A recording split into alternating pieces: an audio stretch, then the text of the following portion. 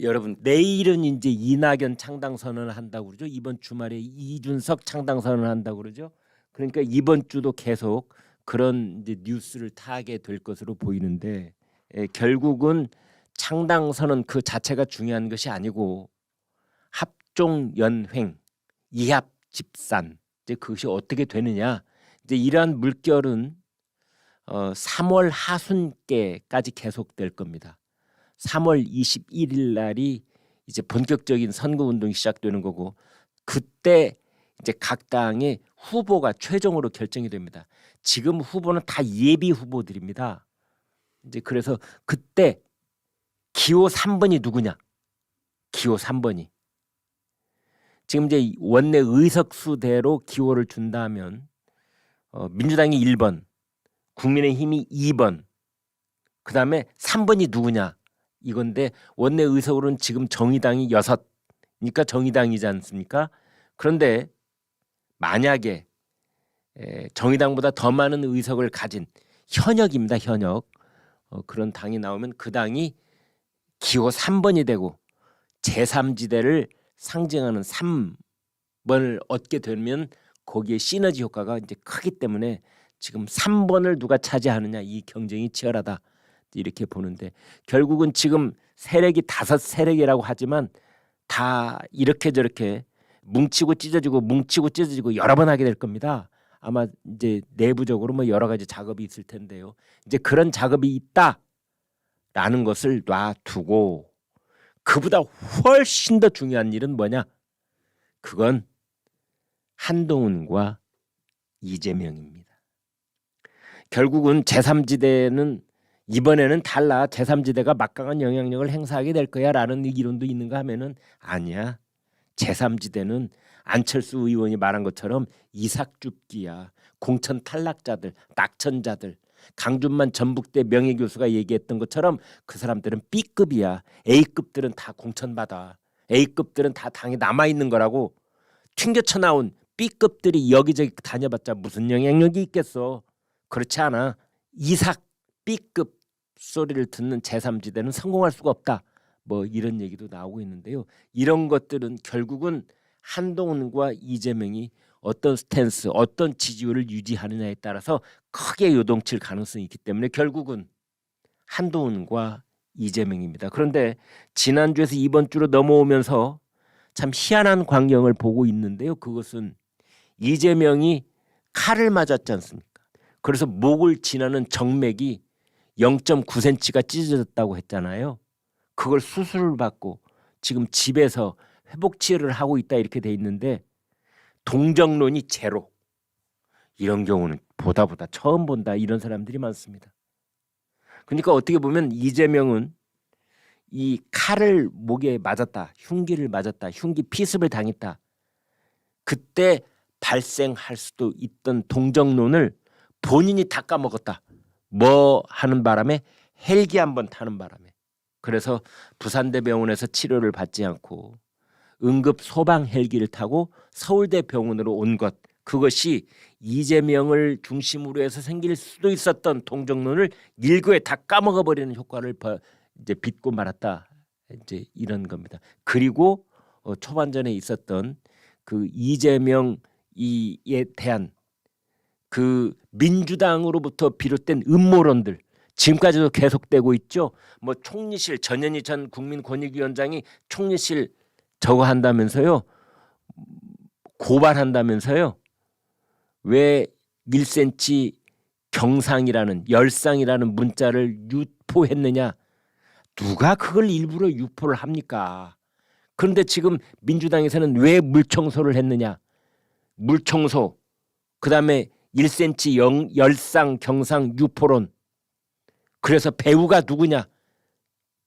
이미 국민들은 그 얘기는 다 지나가고 이재명도 치료 잘 받았고 혈관 봉합 수술 잘 했고 그 다음에 김 땡땡 67살 단독 범행이고 이미 부산 경찰청이 다 수사를 할 만큼 해서 결론이 나 있는데 그걸 다 끄집어 올려가지고 뭔가 불을 떼려고 하는 이제 국민들은 식상하죠. 그게 다 마이너스 효과인 겁니다. 그래서 이재명의 피습 사건으로 동정론 이것은 빵 제로. 반면에 한동훈은 너무 잘하고 있는 겁니다. 한동훈은 지금 전국을 순회하면서 신년 인사회라는 걸 가지고 있는데요. 정말 어쩌면 그렇게 민주당 쪽에서 보면은 얄미울 정도로 꽃놀이패, 그리고 이것을 민주당을 외통수로 몰면서 하나씩 하나씩 걸어가고 있는 겁니다. 최근에 예를 들어볼까요? 한동훈이 두고 있는 외통수 두 가지, 꽃놀이패 두 가지. 하나는 불체포 특권 포기, 또 하나는 금고 이상의 형을 받았을 경우에 세비 전액 반납. 민주당을 지지하는 사람이건 국민의힘을 지지하는 사람이건 중도층에 있는 사람이건 그 누구건 반박을 할 수 없는 제안을 하고 있지 않습니까? 여러분, 그 영화 대부 1, 2, 3편 여러분 다들 그 영화 보셨죠? 기억나시죠? 거기에 명대사가 숱하게 나옵니다마는 그 중에 하나가 거부할 수 없는 제안을 하는 것이라는 말이 나옵니다. 상대편을 꼼짝 못하게 하는 방법 중에 하나가 거부할 수 없는 제안을 하는 것. 동꼴레오네가 손자한테 그 말 해주는 장면이 있잖아요. 지금 한동훈이 이재명 쪽을 향해서 거부할 수 없는 공을 던지고 있는 겁니다. 지금 민주당이 혼비백산이에요. 그 상황 속에서 이재명은 아까 말씀드린 5번의 탈당 러시가 일어나고 있고, 최근에는 원칙과 상식, 이낙연, 이상민 이 3건의 탈당 러시가 벌어지고 있는데도 이재명은 꿀먹은 곰인 겁니다. 아무 소리를 못하고 있어요. 더더군다나 한동훈이 우리는 공천 서약 거기에 불체포 특권 이거 서명해서 내지 않으면 우리는 공천 안 주기로 했어. 여기에 더불어민주당도 동참하지 그래? 더불어민주당 아무 소리를 못해요. 왜? 그게 원래 이재명의 대선 공약이었거든요. 불체포 특권 포기하겠다고.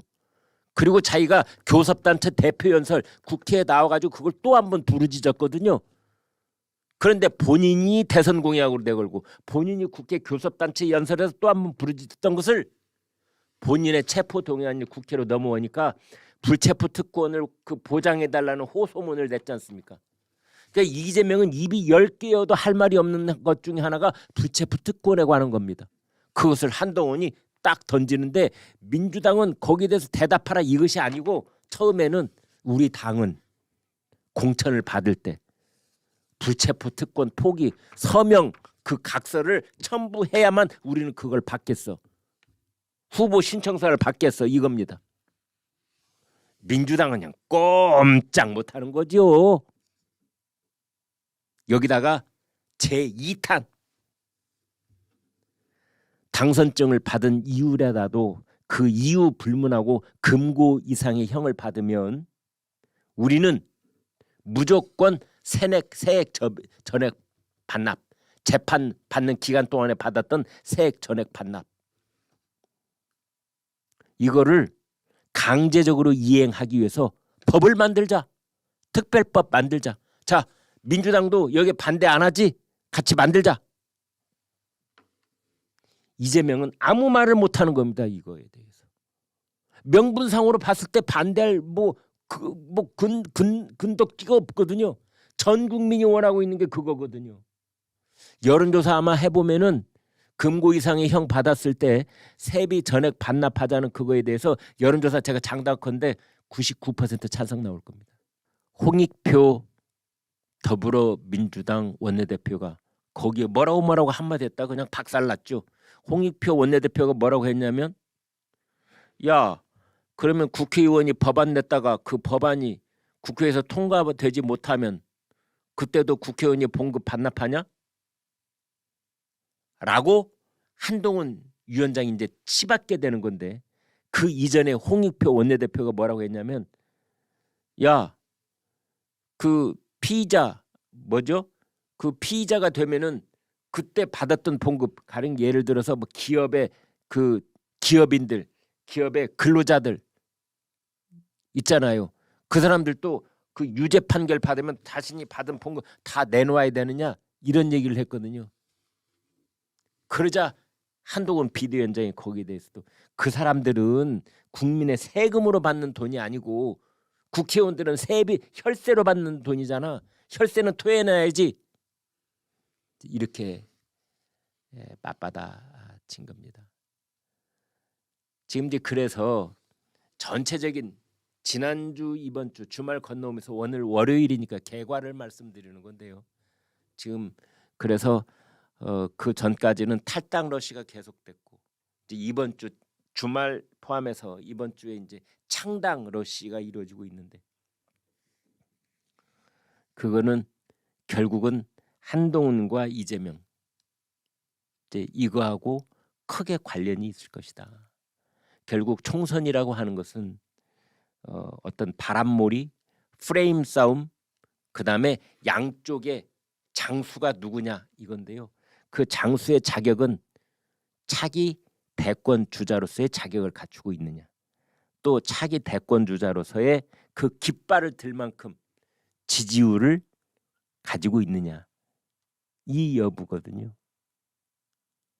지금 제3지대의 여러 당들이 무려 5개의 그룹이 지금 세팅돼 있다고 말씀을 드렸는데 그 중에서 가장 주목을 하는 건 이낙연과 이준석 두 사람이잖아요.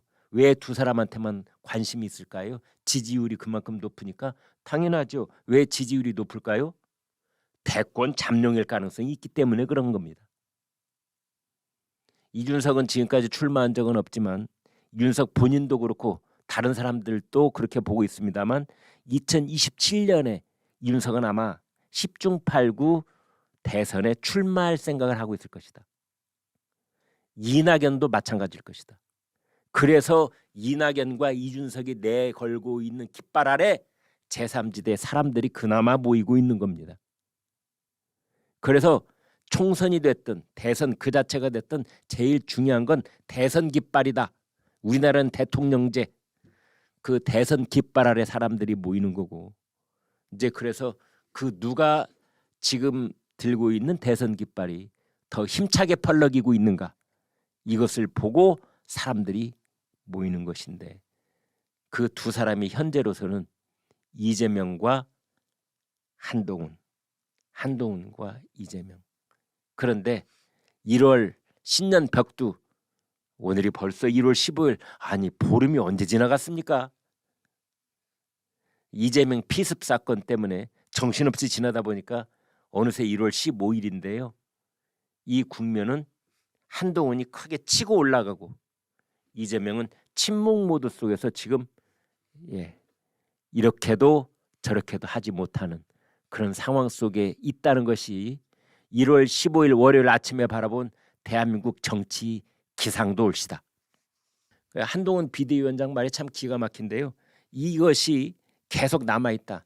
지금 국회의원들 특권 중에 뭐 특권을 어떻게 세느냐에 따르지만 한 160개 정도 된다면서요. 국회의원들의 특권이 그중에 대표적인 것이 불체포 특권, 그다음에 세비 또박또박 받아 챙기는 특권, 뭐 기타 등등 있는데 특권들 비행기만 타러 가더라도 국회의원들 VIP 코스 뭐 이용할 수 있고 뭐 또 뭐 이 열차 이용할 때도 또 뭐 특권 있고 다 그렇지 않습니까? 한두 가지가 아닌데 한동훈 국민의힘 비대위원장은 그 특권 중에 국민들께서 제일 납득하지 못하시는 그런 특권 160개가 되니까 앞으로 하루에 하나씩만 내놔도 아마 차고 넘칠 겁니다. 그거 계속 내려놓는 제안을 할 겁니다. 민주당을 향해서 우리는 이거 내려놓겠다.